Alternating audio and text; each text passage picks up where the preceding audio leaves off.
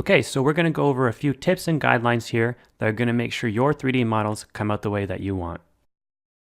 Our printers have a maximum build size of 223 by 223 by 205 millimeters, and a minimum size of roughly 10 millimeters on all dimensions. By clicking on the model, we can see the dimensions here on the left side. It's really important that you include the correct X, Y, and Z dimensions, and be careful not to mix any of them up. For general prints, we have a maximum time of 5 to 6 hours.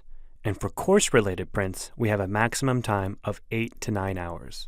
As for what works well and what doesn't work well on our 3D printers, it's important to remember one general rule. Anything with too much overhang is going to require more supports and therefore be more difficult to print. This model has a lot of overhang.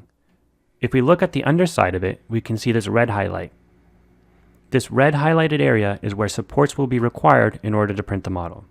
If we go up to the top right corner here and change from solid view to layer view and make sure that we have show helpers turned on, we can see all the supports that are going to be needed to print this model.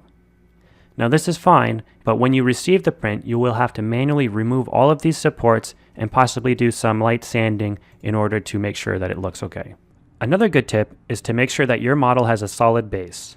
In this example, this model has a really solid base and has also been designed in such a way that it doesn't require supports in order to print.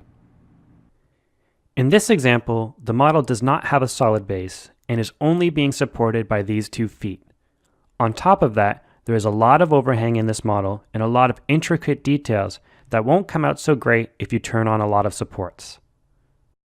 Now we will print most things for you, but there are some exceptions. To see a full list and details, please check out our website here. With that being said, we look forward to all the creative designs you come up with, and we can't wait to 3D print your models.